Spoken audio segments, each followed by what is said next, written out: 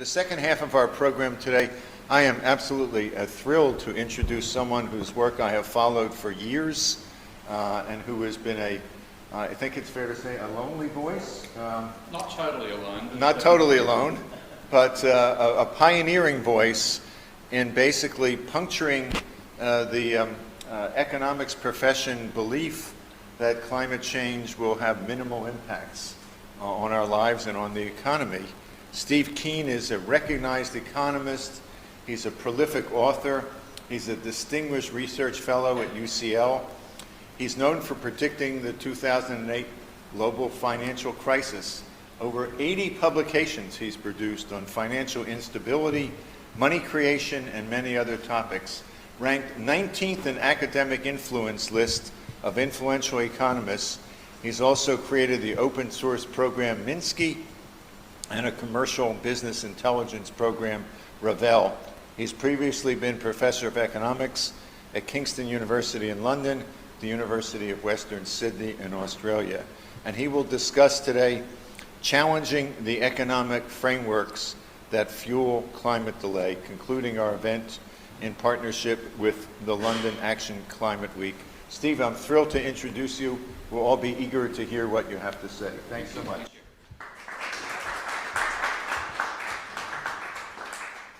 Okay. If you read Economists about climate change, the basic conclusion you make is that you get much ado about nothing. And there's a recent paper in Nature that looked like it was giving us large numbers, because that said that we're committed to a 19% reduction in income by 2050. Okay? And that sounds like a lot when you look at it. Well, it's not. It sounds scary because 19% sounds big. But you can convert that into a prediction about the decline in the rate of economic growth between now and 2050. And the prediction is that is going to cause, that's the formula, a 0.8% per annum fall in the rate of economic growth. Now that's large, okay? It's a large reduction in the rate of growth, but it's still positive. It's still saying we're going to have economic growth going on till 2050. And when you take a look at the other predictions that economists have made, they all are a lot smaller than that prediction. So this is the biggest damage prediction any economist has made, and it says economic growth is going to fall from, say, 3% per annum to 2.2% per annum. Basically no problem. That's what they've actually convinced us to believe. Now, I know they're wrong, not because I can predict the future, but because when you look at their research, they couldn't possibly be right. They've made these numbers up, and making up is a polite way of saying what they've actually done. Let's see. So by making up their own numbers, they've ended up with predictions of extremely small damages from climate change. And the most recent large-scale survey of economists now, there are 2,200 of them involved in this so-called research. And the prediction they made in a survey, which 300 of them answered, so more than 10% of the working population of economists engaged in what they call research on climate change, was that 7 degrees of warming, 7-degree increase in global average temperature, would reduce GDP in 2 centuries hence, when they were told that would be hypothetically when we hit 7 degrees of warming. That would reduce global GDP by 25%. Now, when you convert that using that same formula, that means they're predicting that over the next 2 centuries, the rate of economic growth will decline because of global warming by 0.14% per annum.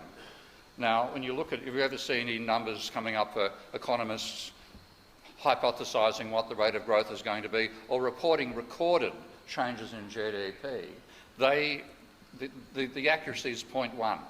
Okay? So this is slightly more than the minimum accuracy with which they can measure changes in GDP today. That's what they say is going to be the impact of 7 degrees of global warming.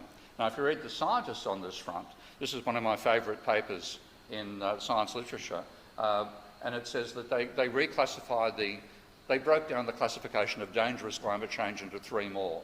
I said 1.5 degrees is dangerous, we're already there, which you're probably aware. 3 degrees is catastrophic, and more than 5 is unknown, including effectively existential risks.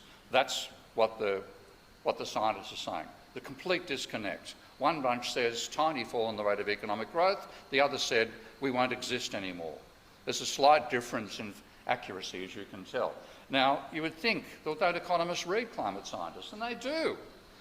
And I, in fact, I became aware of Tim Lenton's work by reading Nordhaus. So here is Tim Lenton saying in 2008, reporting on a survey of climate scientists about tipping points, saying a variety could reach a critical point within this century. The greatest threats are the Arctic and Greenland, the ice sheet. Okay. And at least 5 others could surprise us by giving a nearby tipping point. Now, I first became aware of that by reading the manual for William Nordhaus's so-called integrated assessment model, DICE. And he wrote in that there have been a few systematic surveys of tipping points. A particularly interesting one is by Lenton. Finds no critical elements within 300 years and less than 3 degrees of warming. Okay? And then he followed up in what are called the climate casino. That was in the climate casino, a book. In the manual itself, this is where I first realised that Tim Lenton actually existed. And he said the model assumes that damages are a quadratic function of temperature and does not include sharp tipping points or thresholds, but this is consistent with a survey by Lenton. Well, as soon as I thought that, I thought, hang on a second, I can't believe that a climate scientist thinks that makes sense.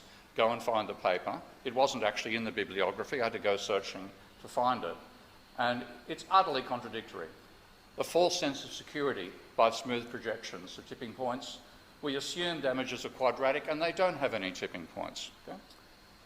A variety could reach their tipping point within this century. No critical elements with a time horizon of less than 300 years. Okay? And finally, you just look at it and say, consistent? My ass, okay? If high school students, actually probably if primary school students, submitted that as a summary of Lenton, I would fail them, okay? Now, instead of being failed, he got the Nobel Prize in economics. And that gives you an idea of what the Nobel Prize is worth. His work began with attacking the limits to growth. I assume in this room most people are aware of the limits to growth. And the predecessor to that was written by one of the world's great engineers, J. Forrester, a book called World Dynamics. And this technology needs a bit of a refill. I think I'll keep on pressing. So the work was funded by the Club of Rome, but it wasn't actually done by them. It was done by engineers at MIT, not hippies at Woodstock. This is MIT engineers who did this work. And they used what's called system dynamics, and I've heard that mentioned favourably today already. And they made predictions about population. They had 5 system states: population, food production, industrialisation, pollution, and consumption of non-renewable resources. And those 5 system states were calibrated by extremely careful research with a bunch of field specialists over a 2-year period. So when you take a look and see what they did, this is the book which reports on that consultation with field experts. And this is the contents of that book. And you can see 170 pages worth of research into population, about 60 pages into capital, and so on and so forth. So a lot of very detailed work was done to set the model up. And they developed indices for each of those 5 system states and then ran the model until such time as it captured those index values from 1900 to 1970, and then they ran it forward to 2100. That's how the report was done. Now, it was published in 1972. That's the actual book. You can get a free copy. If you haven't read it, please download it and take a look at it. It will be seen as the most prophetic work of humanity, period, once we realise what the hell we're stuck in. And what it did, it explained the exponential function, and that's something that most humans don't understand, especially economists, because they work in equilibrium all the time.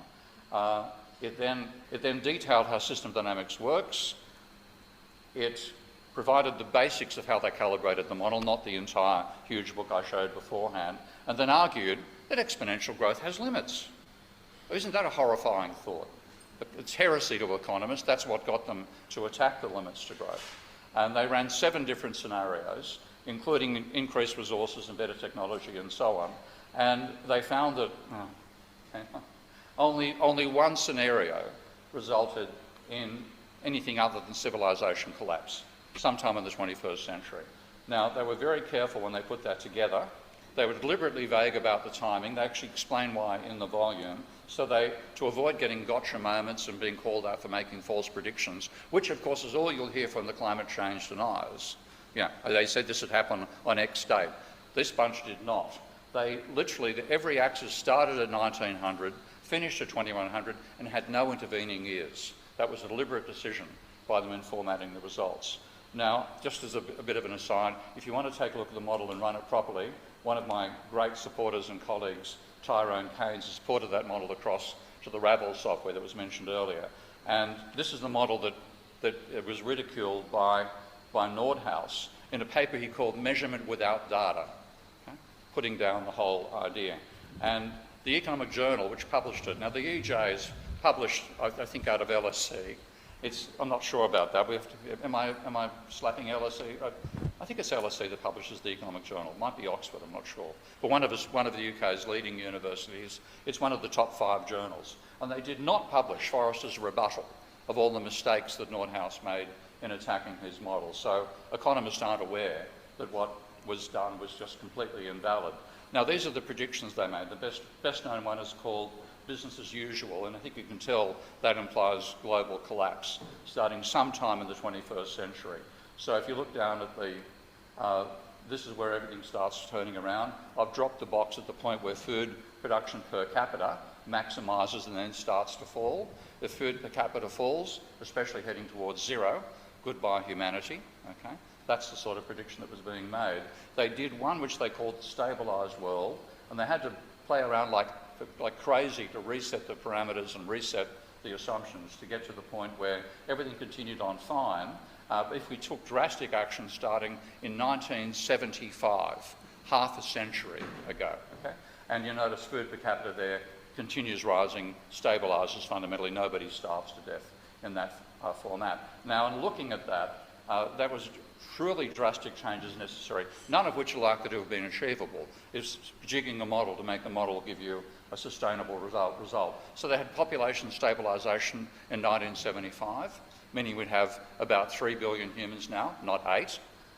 Resource consumption dropped by 1/4, which is just undoable, but you can imagine a determined effort to try to reduce resource use per unit of GDP might have gotten there over time. More services, pollution 1/4 of the 1970 value. High, and this I'm emphasising this because this is the critical thing we're likely to experience now, courtesy of economists. High value on food production, diverting capital to food production, whether or not it's profitable. Okay? You simply have to have food. Okay? Now, you can't turn a profit if everybody's going to starve to death, and then making soil last longer and so on. Now, those restrictions are what enraged economists when they saw that this has to go, was the attitude. And Nordhaus sprung to the defence not of the humanity, not of the economy, but Neoclassical Economics, the theory that dominates universities today. So he ridiculed the study and he said, measurement without data, not a single relationship is drawn from actual data empirical studies. And that was massively false, but he could get away with it because the background report was published after the initial report came out. And he then, effectively, he was like a cuckoo. Okay? We had a beautiful egg from a bald eagle, and he replaced it with, I don't know, maybe an Indian miner might be the appropriate animal instead.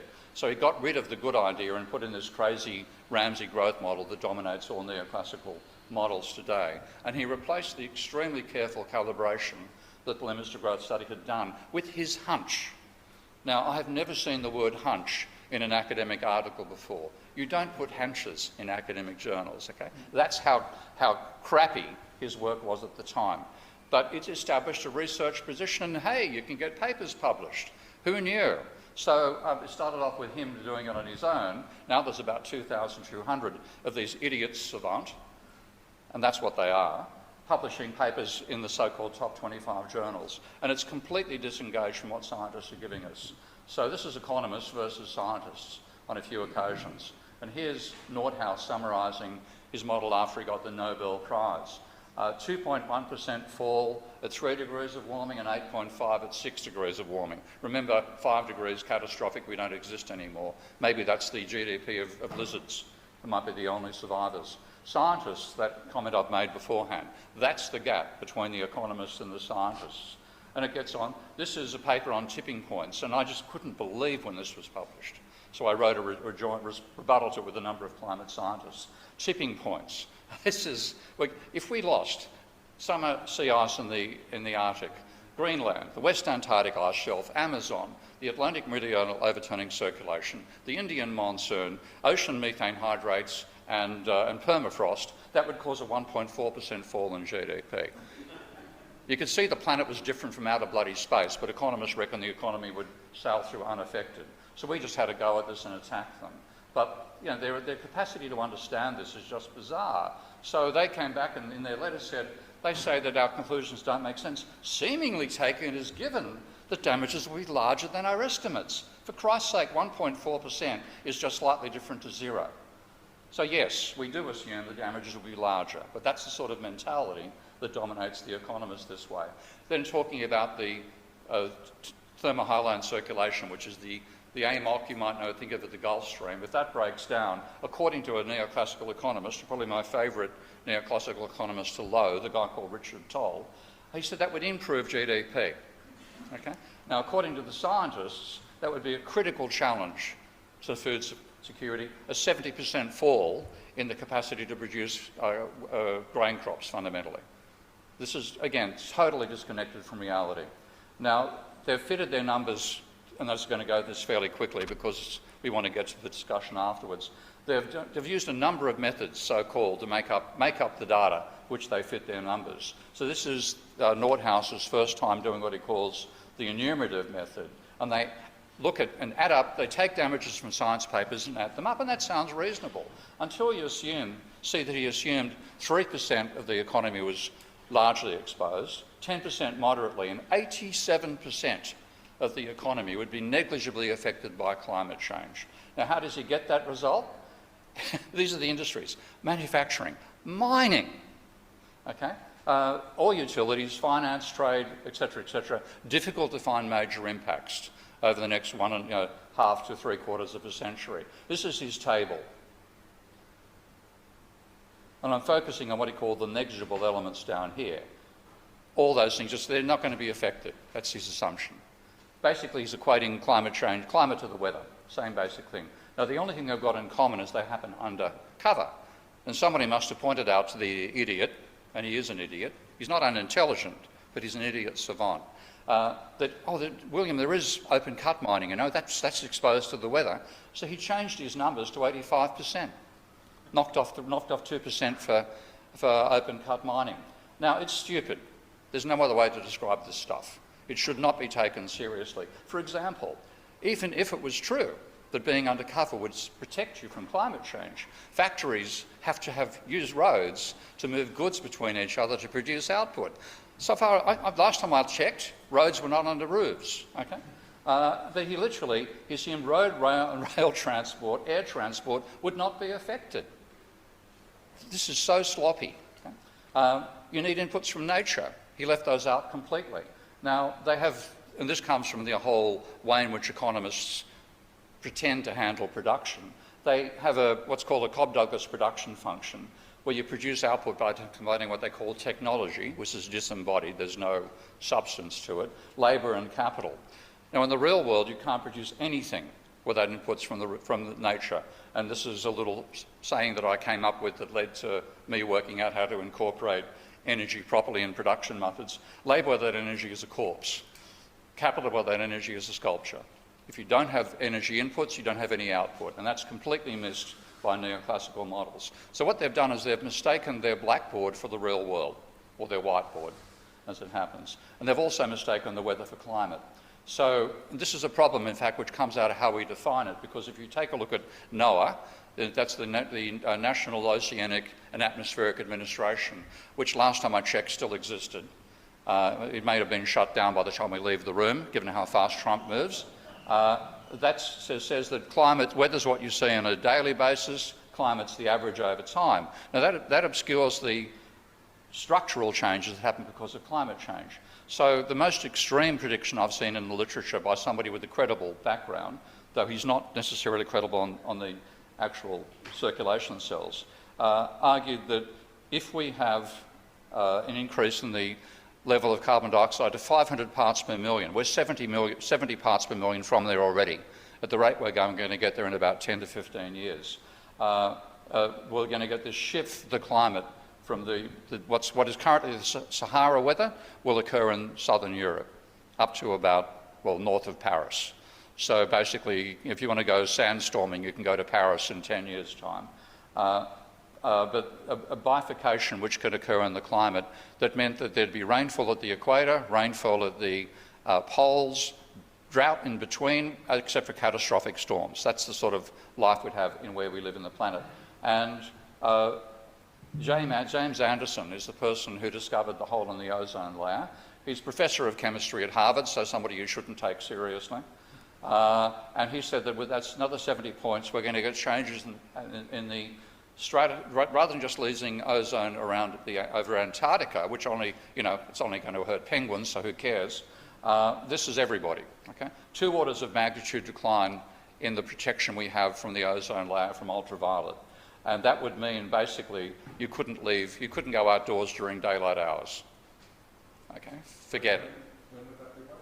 Huh? When would that be like? 70 parts per million, so I'd say at the current rate, about 15 years. Okay? This is the sort of stuff we're toying with. This is the structural stuff, which sometimes even scientists don't properly talk about the structural change we're going to see. They just give us temperature change. Okay, and there's other ones like the collapse of the AMOC. If the AMOC does collapse, then the average temperature of Europe will fall by 10 degrees, which means we'll start getting glaciers in northern Europe, and God knows what happens after that starts occurring. But basically we'll have to, there'll be European migrants trying to go to Africa. I'm sure they'll be welcomed with open arms, given what we've done to them. Wet bulb temperature as well. We now have predictions it's 31 degrees, not 35 degrees, which means far more people will be affected by it. This is what you can see in the science literature. I'm pressing, here we go, okay. So economists think they can use temperature across space to predict what's going to happen with global warming. So have a look at this. I mean, this is when I virtually broke down when I read this in a paper by Toll. They assumed that a variation of economic activity with climate over space holds over time as well. Now, as soon as you've made that assumption, you've rejected that climate change can matter because, Alaska's -5 and Florida's +35, that's 40 degrees Celsius range. We're only talking 5 or 10 degrees, who cares? Now, you think I'm making that up, but I'm not. That's what they've actually done. So this is Richard Toll having a debate on Twitter with Daniel Swain, who's a climate scientist, and making these arguments here that people thrive in very different climates, so climate doesn't really matter. And if a relationship doesn't hold across space, it's very hard for you to argue that it holds across time, which is a complete misunderstanding of the mathematics of what I could call the ergodic systems. So I'm, just for the heck of it, in about an hour's time, I earned myself a Nobel Prize by doing that same estimate and getting an estimate of the damages using data on American states in terms of temperature and state output, and I got a more extreme prediction than Nordhaus made out of that particular work. That's about as sophisticated as they are. So first of all, it's not true that space and time are equivalent. Einstein would like to know that, if that was a real statement. And secondly, even if you did think you could do this way, the incomes of regions across space are not independent. Florida earns money from Alaska. Alaska earns money from Florida. Cold regions can trade with hot regions now. A future hot Earth can't trade with today's cold Earth. They made no attempt to adjust their numbers on that obvious data cleaning that they should have done. And this is recent work by some economists from Cambridge, where they said that taking temperature relationships and GDP relationships across space now, they then forecast those forward. So here's the range of predictions made by other economists. They simply extrapolated forward as if we could continue in that direction, not changing that nonlinear relationship across a temperature range of 3.2 degrees Celsius, where of course we're going to have so many other elements of the climate. So and the most extreme prediction made before the one I mentioned earlier, that one there, they assume again that what applies now and that today is going to apply in the future, despite radically changing the nature of the climate. And their damage functions, which is the way they supposedly measure how much of a fall in GDP can affect, is y equals x squared times a small constant. That's literally their damage function. Now, they've been criticised from top to bottom by a range of conventional economists, but despite that, they continue doing exactly the same garbage today. You talk about talking to a brick wall. You get as much change in their procedure by criticising them as you do by having a conversation with a brick wall. And they then, to find out what's going to happen, they'll ask another economist what they think. So Nordhaus did a so-called expert survey. 10 of them were economists, 8 of them were people, he said, who weren't specialists in climate change, and one of them was Larry Summers. Okay? Now, I'm sure this is Larry Summers' comment. The existence of value of species is irrelevant. I don't care about ants except for drugs. Thanks, Larry. And then the degree of adaptability is so high that the impact would be basically zero. That's what's been pumped in. They asked 3 scientists as well. One refused to even answer the question, saying how crazy it was to even believe that you could use simply global temperature as an indicator of what's going to happen to economies over time. But the other 2, their numbers are 20 to 30 times the scale of the economists. Now, Nordhaus wrote, this is one of the interesting research topics. Do you think he's done the research? No. He hasn't asked scientists independently what they think. So I've got a lot of detail on this in a range of reports which are freely available, and my worry is that we're going to see the breakdown of our climate, not in the end of this century, not in centuries hence, but maybe in it's decades, if we're lucky, decades away. So this is one of the most recent overall comment reports saying we're on the brink of an irreversible climate disaster. It's a global emergency. Much of the life on the planet is imperiled. And according to economists, that's worth about 0.5% of GDP. Now, the question is, why do they do it? Why do they produce this shit? Okay, that's all it is. It doesn't deserve any respect at all. Because what they're seeing is this is a threat to the way they think about the economy. They believe the market can handle everything. Now, if you say climate change is huge, well, the market can't handle that. So they just made up numbers to defend their beliefs. And the work is completely cavalier. They've now got an incredibly detailed statistical analysis, but none of them challenge the underlying assumptions that you can use space as a proxy for time. And the trouble is, policymakers have taken them seriously, journalists the same. This is Stuart Kirk from the Financial Times, who a year ago mentioned that the worst case scenario is to lose 5%. And they said, but in the meantime, we're going to grow a lot, we're going to be so much richer. If you lose 5%, who cares? Now, that's what's informed our policymakers. That's why we've done bugger all to address climate change. They have no idea how bad this work is, and of course I'm trying to alert them to it. So, in the level of delusion, you simply have to see it to believe it. This is a bit more of that debate between Daniel Swain, myself interjecting, and Toll. And at one stage, Daniel says, well, we just don't know if we can survive a 10-degree warmer world. And he says, oh, that's why we invented air conditioning. That's a sophisticated riposte. Yeah? So what do we face? Well, this is the latest global tipping points report. It says we expect irreversible change at much lower temperatures than the original estimates were made. So for the Greenland ice sheet, used to think it was 1 degree, now it's 0.8, we've already exceeded that. West Antarctic, they thought it was 3 to 5 degrees, now it's 1. So all these elements are likely to trip much faster than people realise, and probably the most dangerous for Europe being the AMOC collapsing, which would cause a local ice age here, and an increase in the southern hemisphere. So that's the scariest one. And Europe could actually become uninhabitable courtesy of this. Again, science research say this. The most recent paper I've seen said the rate of change, if this gets triggered, could be 3 degrees per decade, decline in temperature. Now, we're currently dealing with 0.2 to 0.36 increase. That's 10 times as fast in the opposite direction. There's just no way we can cope with that. Okay? Europe would have to be abandoned if that occurs. And geoengineering, therefore, is the only solution. We're doing it accidentally for 250 years. Now we've got to go in the opposite direction, but of course there can be unintended consequences. But if the alternative is you go extinct, what do? Okay, you have to do something. So I think all the stuff I've seen has been dangerous in various ways. MEER is the least dangerous proposal I've seen. which is why I'm a fan of the whole idea. And of course, you've already had this from Matteo, so I don't need to go through the details any further. But the most likely thing which is going to happen, I think, is most likely sulfur dioxide seeding. As soon as you get a huge wilt event or a fatal drought in India or Pakistan or Bangladesh or some of the countries which can actually do this, it's going to happen. We're going to get rogue geoengineering. So the sooner we can do something which fits together with humanity in general, the better. And on that basis, we need rationing, we need income redistribution from the rich to the poor. And it's a currency proposal I like called EcoCore. I'm racing through here to get to the end. But we need to do something of this nature. And the countries which are most dangerous, most susceptible, are those which don't produce their own food, and that desperately includes the UK. Okay? You import more than 40% of the food you eat in this country.